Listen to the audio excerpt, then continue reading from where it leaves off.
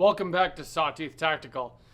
This will be the last video from outside of the studio. Vacation is coming to an end, but I wanted to bring you guys a video about something that I think is relatively important, especially right now. We all know how the ATF loves taking away our rights. They hate that we can own things like this.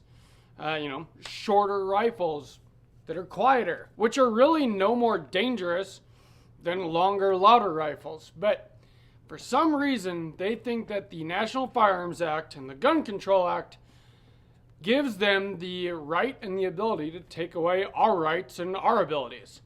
You guys have probably heard this last week through other channels that you may watch, that they are basically putting an end to Form 1 suppressors.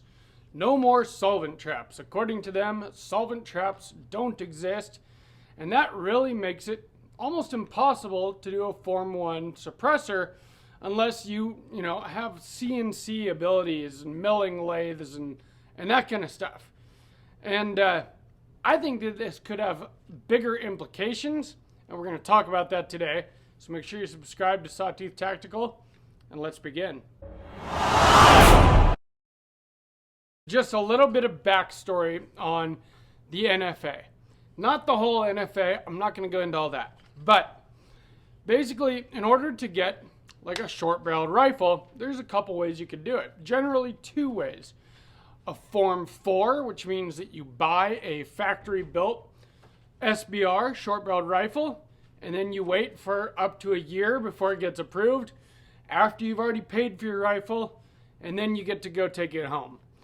Same thing for a suppressor. That's how I got this one. Form 4, you fill it out, you pay for it. I waited over 11 months to be able to take this suppressor home. Or you can do what is called a Form 1, which means that you, or me, is the manufacturer. In that case, that's how I did this SBR. I originally built it as a pistol with a pistol brace. That keeps it a pistol as long as you don't put a stock on it or a vertical foregrip. And I eventually filed a Form 1, which means to manufacture an NFA item.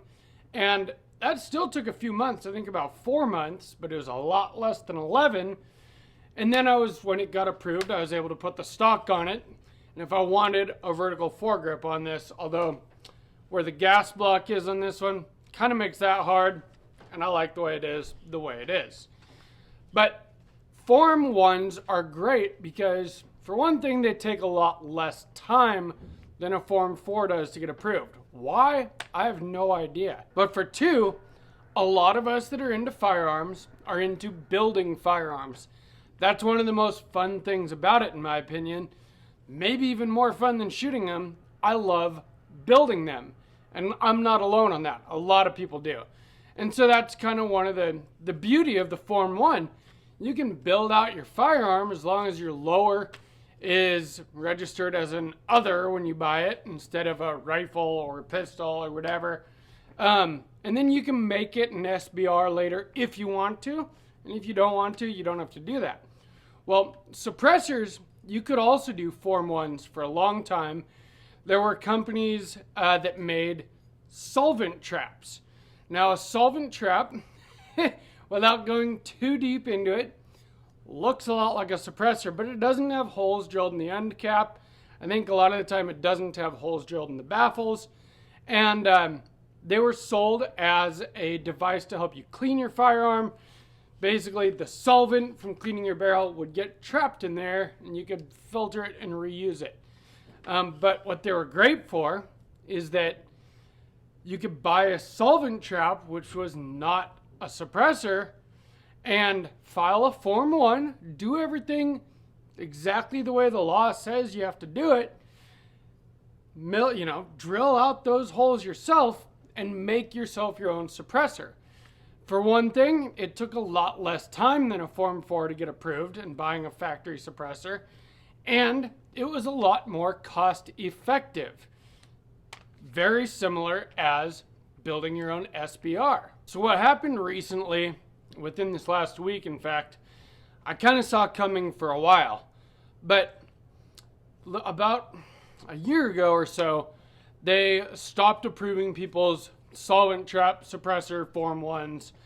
And basically, they just put out an open letter saying that solvent traps are already suppressors, using the wording in the National Firearms Act, the Gun Control Act, any combination of parts intended solely for use as a suppressor is a suppressor according to the ATF. And so they are basically saying that solvent traps do not exist, that there is no such thing, and that those are already suppressors. Well, this makes for a very slippery slope, because a piece of metal that you might use to mill out a suppressor, is that already a suppressor? If it is solely intended to make a suppressor, well, then is that already a suppressor? Do you see where I'm going with this? What about an AR pistol? Now, we just have been going through for the whole last year the whole pistol brace fiasco, where they basically said that braced AR pistols, or not just ARs, but other firearms with barrels less than 16 inches and a pistol brace, are automatically SBRs, short-barreled rifles. Luckily, right now, there is a injunction in place for the whole country, and so pistol braces are back on the menu. In fact, I'm even seeing them for sale on lots of websites again, braced AR pistols. It's a good thing to see that right of ours come back, which we never should have lost in the first place. But I could see them taking this whole idea of, a solvent trap is designed and intended solely for use of making a suppressor, and so it already is a suppressor according to the ATF. Well, then what about a short-barreled firearm that hasn't become an SBR yet? They haven't formed forward and put a stock on. Is that solely designed and intended to become a short-barreled rifle? This is where I could see the ATF trying to go with this whole idea. And you know how much they just love taking our rights away, because for some reason, disarming the American population, the people that are not a problem and are not committing crimes, seems to be their number one agenda. There are tons of Americans that have short-barreled rifles, AR pistols, suppressors, and if they were a problem, you and I would know this. They're not. The ATF needs to stop going after law-abiding citizens' rights and start going after actual criminals, gang violence in the inner city, for example, and not those of us that are just firearms enthusiasts that want the best possible tools to protect our homes and our families. But of course, that is what the ATF does. That's what our tax money goes to, is to disarming us and taking away our God-given rights. What do you guys think about this? I think it's pretty ridiculous that basically if you cannot do a Form 1 suppressor anymore, which you haven't really been able to for about a year, that now the only way to do it is to get a Form 4 done and to buy a factory suppressor. Well, that is a lot more expensive and a lot more time consuming. And as you know, a right delayed is a right denied. And that's how I feel about the NFA. Do you think that they're going to go in that same direction with short-barreled rifles?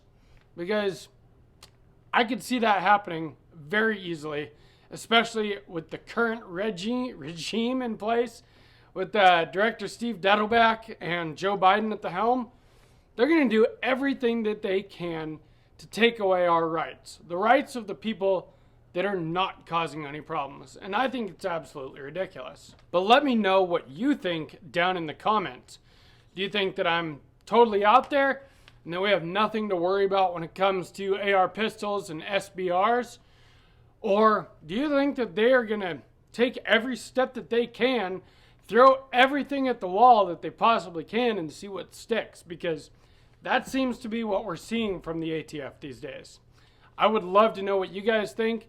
I answer every comment, so please let me know. And from Sawtooth Tactical, stay strapped or get clapped.